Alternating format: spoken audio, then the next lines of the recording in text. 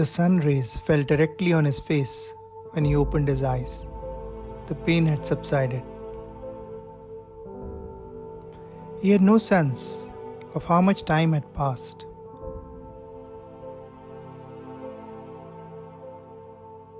He got up and put the steel tumbler on the stove and 2 glasses of water to heat. As the water came to boil, he put 2 spoons of tea and a glass of milk. Slowly, the concoction simmered in front of his eyes, and sunlight had filled the room. He sat down on the chair, facing the window, staring blankly at the mountains in the distance while sipping his tea. Around 3 o'clock, the servant came in with a tiffin. An old man with graying hair and beard, sunken cheeks and large eyes, that had seen a lot of life but was still puzzled. Krishna ate in silence and felt vigor return to his body. He was still mystified about the pain that had seized him for a day and left, like an unannounced and unpleasant visitor. Why did this happen? Was it about the spiritual discussion he had at the tavern?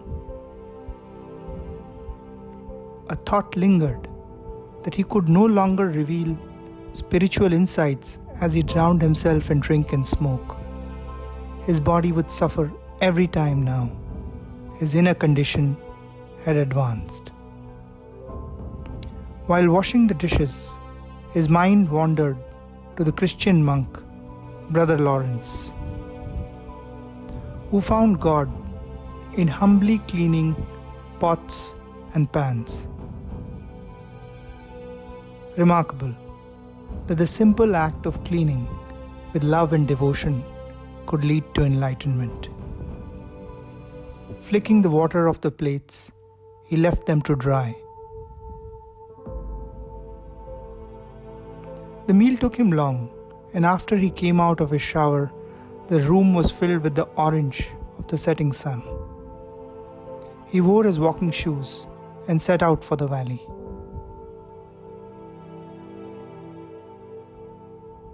Walking down the narrow road that cut across the snow, he could feel the quiet that resided in the quaint place. Green fir trees surrounded him.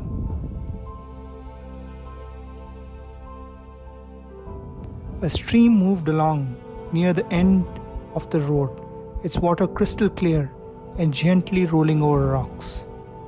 His thoughts wandered to the events of the last 5 years since he moved to the mountains. The countless days spent reading and writing, the nights of heavy drinking, smoking, the occasional sexual encounter, long periods of abstinence and observation.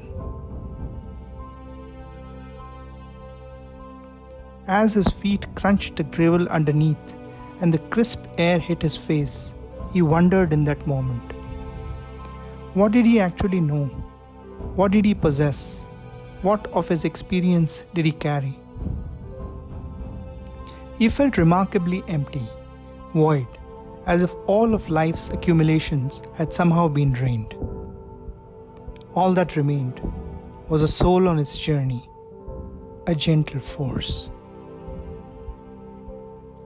Passing by one of the villagers' huts, he heard muffled sounds. Earthen stoves clinkered, and women prepared meals. The glow of fire shone. Children played in the yards, a cow mooed, and birds chirped on the trees. He wondered about the experience all these people carried, so near him, yet so far. In the distance, a wolf could be heard, as dark approached. He stood at the bridge across the stream as the twilight faded. Eventually, stars began to surface in the night sky.